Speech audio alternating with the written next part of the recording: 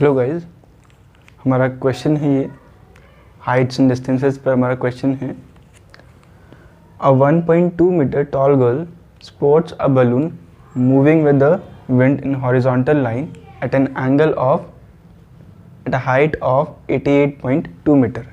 ठीक है, तो हमें क्वेश्चन में क्या गिवन है कि एक ये राउंड है हमारा और यहाँ पर एक गर्ल है जिसकी हाइट है 1.2 मीटर और एक हमारा बलून है जो मूव कर रहा है हॉरिजॉन्टल डायरेक्शन में, हॉरिजॉन्टल लाइन में मूव कर रहा है और ये जो गर्ल है उस बलून को देखती है।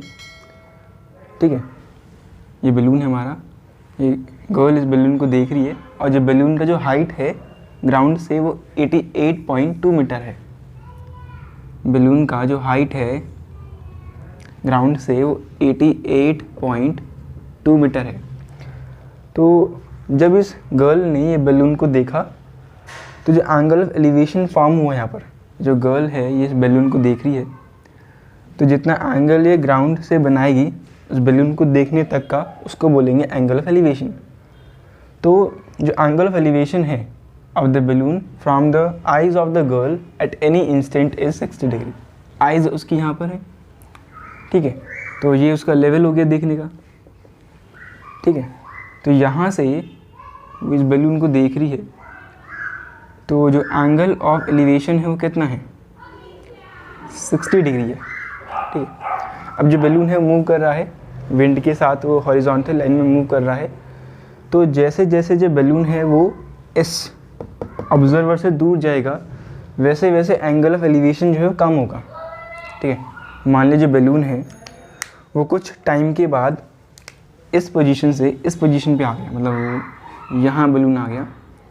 अभी उसका जो हाइट है उतना ही है 88.2 मीटर, पर डिफरेंस क्या है, जो एंगल ऑफ एलिवेशन है वो चेंज हुआ है। पहले 60 था, अब जो एंगल ऑफ एलिवेशन है वो कम होके 30 डिग्री हो गया। मैंने कहा था ना कि जैसे जैसे एंगल कम होगा, कम तब होगा जब हमारे बलून जो है वो ऑब्जर्वर से दूर जाएगा।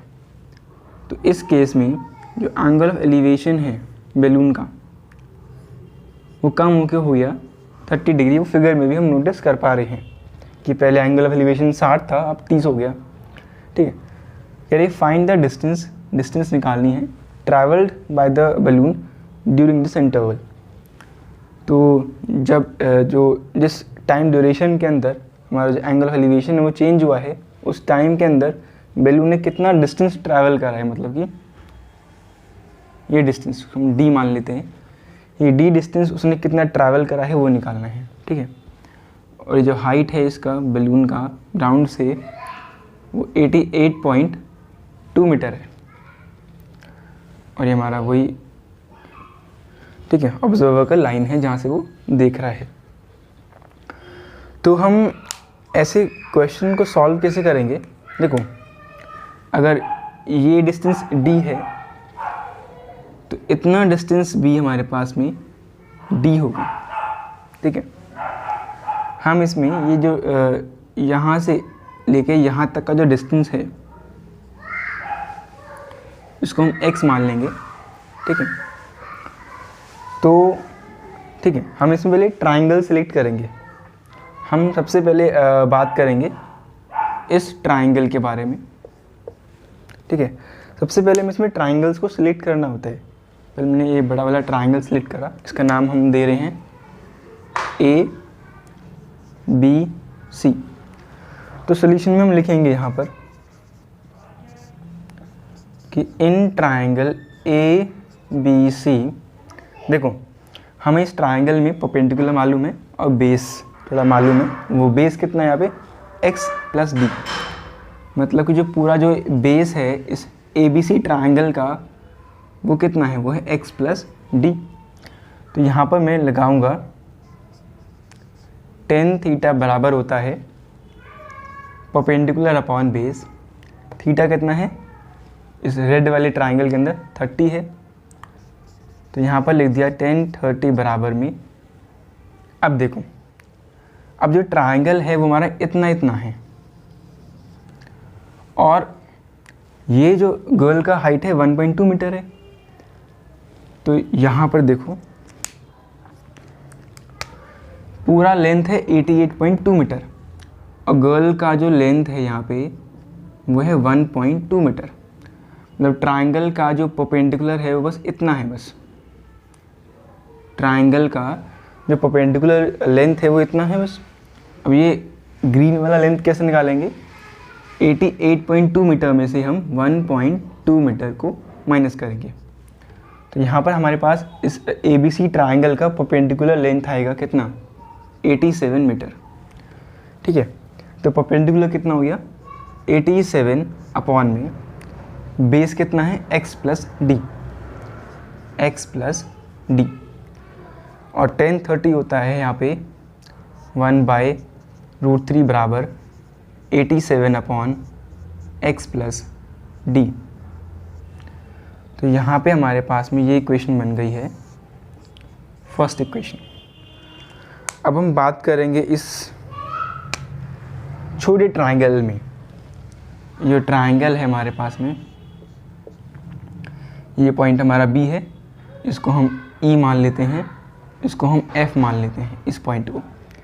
तो हम बात करेंगे in triangle BEF। In triangle BEF जो है हमें इसमें वही ये परपेंडिकुलर डिस्टेंस मालूम है कितना? 87 मीटर है, हमने निकाला हुआ है। और बेस कितना है? x है हमारे पास में। तो यहाँ पे 1060 जो होगा, 1060 का वैल्यू होता है √3। तो √3 बराबर में ये लेंथ कितना है? 87 अपॉन x। तो यहाँ से हम x निकालेंगे, x बराबर 87 अपॉन √3। इसको फर्दर सॉल्व करेंगे तो यहाँ मल्टीप्लाई करेंगे हम, √3 से डिवाइड करेंगे √3 से। तो यहाँ पर हमारे पास में आएगा 87 √3 अपॉन 3। इसको जब हम सॉल्व करेंगे तो ये आएगा हमारे पास में 29 √3 मीटर। ठीक है, तो x का जो वैल्यू है वो आ गया है 29 √3 मीटर। हमें निकालना है d का वैल्यू, मतलब डिस्टेंस कितना ट्रैवल करा है बैलून ने।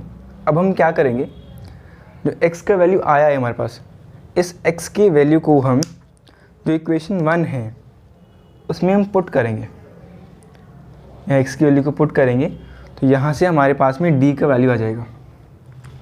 ठीक है,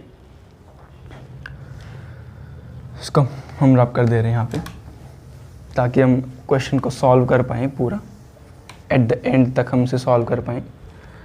तो जब हम पुट करेंगे, after putting value of x from equation second in equation 1, then we will get 1/√3 बराबर 87 अपॉन x का वैल्यू कितना है? 29 √3 प्लस d। अब हम यहाँ पे करेंगे क्रॉस मल्टीप्लिकेशन, 29 √3 प्लस d बराबर में आएगा 87 √3। तो d बराबर 87 √3 माइनस 29 √3। तो यहाँ पर हम क्या करेंगे, d बराबर, अब देखो यहाँ पे जो फर्स्ट टर्म है सेकंड टर्म है, तो फर्स्ट टर्म में हमारे पास में यहाँ पर √3 यहाँ पर भी है, √3 यहाँ पर भी है, तो √3 जो है वो कॉमन आ जाएगा। अंदर बचेगा 87 माइनस का 29। तो d आ जाएगा हमारे पास में, जब इनको माइनस करेंगे तो कितना आएगा? 8 7 50। तो यहाँ पर हमारे पास में d का वैल्यू आ जाएगा 58 √3 मीटर। तो यहाँ पर x का वैल्यू सेकेंड इक्वेशन में से फर्स्ट इक्वेशन में पुट करने के बाद हम यहाँ पर d का जो वैल्यू है, मतलब distance travelled by the balloon during the, जब वो चेंज हो रहा है एंगल 60 से 30 चेंज हो रहा है, तो जितना डिस्टेंस वो ट्रैवल करेगा बलून वो आएगा 58 √3 मीटर। बेसिकली इस टाइप के क्वेश्चंस को सॉल्व करने के लिए हमें ना क्या करते हैं, ट्रायंगल्स को चुनते हैं, देखते हैं कौन सा ट्रायंगल फॉर्म हो रहा है फिगर के अंदर। उन ट्रायंगल्स में सारे जो ये मेज़रमेंट्स हैं सब फीड करते हैं इसके अंदर। फिर उन ट्राइंगल्स में ट्रिग्नोमेट्रिक रेशियोज़ को अप्लाई करके हम इक्वेशन तैयार करते हैं। इक्वेशन की हेल्प से फिर हम जो पूछा है, जो गिवन है, वो डाल के हम फाइंड आउट कर लेते हैं। जैसे हमने यहाँ पर किया है, डिस्टेंस आया है 58√3 मीटर। तो जो पूरा क्वेश्चन है वो ये प्रोसीजर है पूरा सॉल्व करने का।